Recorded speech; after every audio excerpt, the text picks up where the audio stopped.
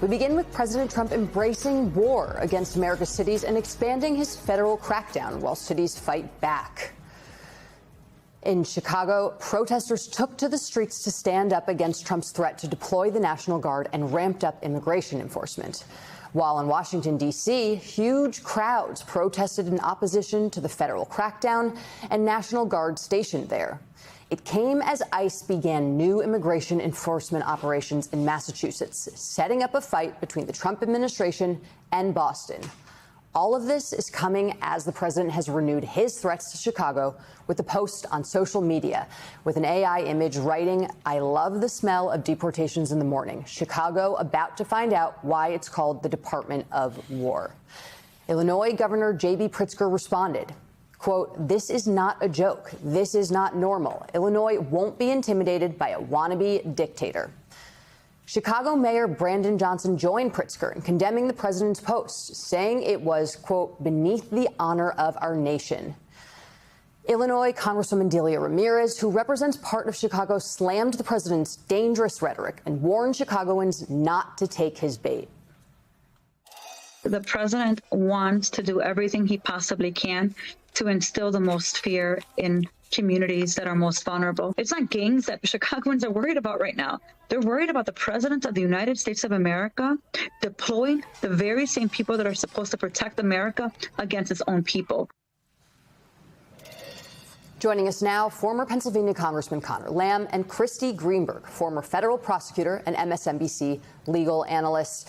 That's a pretty extraordinary Truth Social post that we heard from the president overnight. Representative Lamb, I want to ask you, as a former veteran, what is your response to the president effectively declaring war on an American city and his own citizens? Well, first, I just have to say it's the complete opposite of anything that anyone learns about leadership when they're in the military. It's just not how you're supposed to be. It also shows he still has no idea why people sign up to serve in the National Guard or the military overall. They want to help their fellow citizens. They want to protect them. They don't want to go to war with them. And Trump clearly has his own agenda here. He's not thinking about what's best for the country. Christy, what are the legal ramifications? What are the legal tools that these governors and these mayors actually have? D.C. was a little bit different, right? We saw in L.A. the judge saying the president sending the National Guard there was illegal. He's starting, it seems, with immigration in these other cities. But what can these cities actually do? How can these governors and mayors protect their states and cities?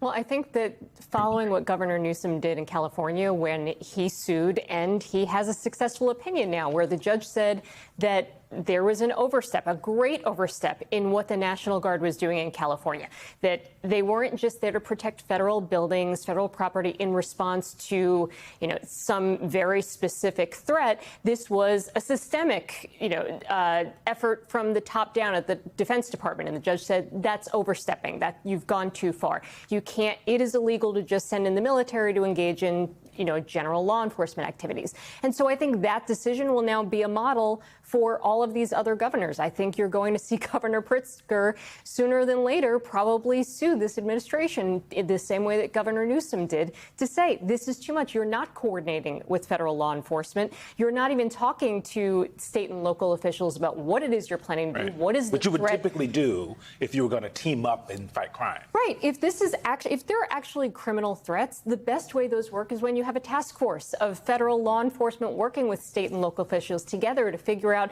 how are we going to address this. And that's not happening. They're not only not talking, they're talking about going to war on a city. And so when you have that kind of rhetoric, I think it tees up the legal fight quite nicely.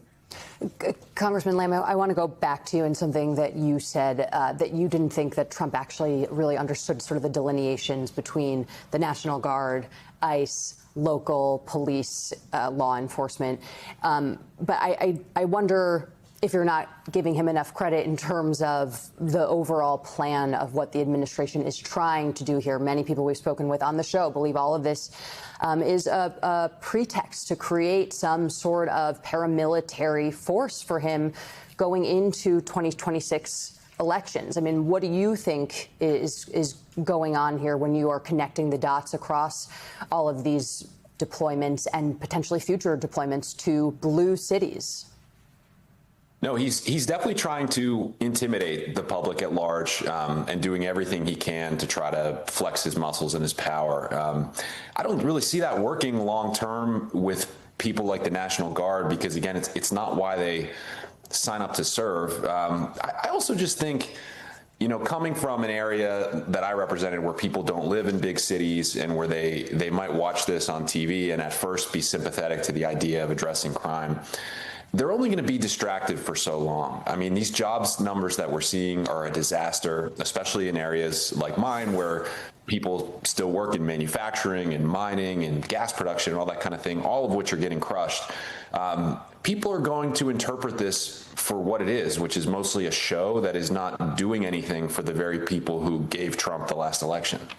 Christy, I want to play some sound from Attorney General Pam Bondi because she has her eyes set on Boston, sort of. Let's listen. Michelle Wu is one of the worst offenders in the entire country. She says Boston is safe. It's not. A Haitian national is charged with raping a child at a migrant center. An 18-year-old illegal alien from Haiti molested a 10-year-old child. An illegal from El Salvador. 11 counts of rape against a child. I could go on and on about the crimes in the Boston area. So if she's not going to protect the people of Boston, we are. Now, Christy, the Daily Beast has a little fact check. The alleged migrant center incident took place 20 miles from Boston. The alleged molestation took place 30 miles outside city limits. And the incident involving the Salvadorian national took place on Nantucket.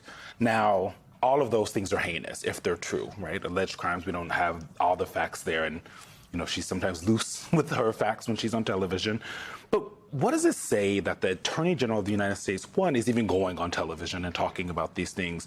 But two, when she's talking about it, they're not actually in the cities they're saying it. That's when Jackie's talking about this pretext, that's where it's coming from. If they were being serious about finding the crime in these cities, they would probably look for actual crime that was happening in the cities, not in other areas.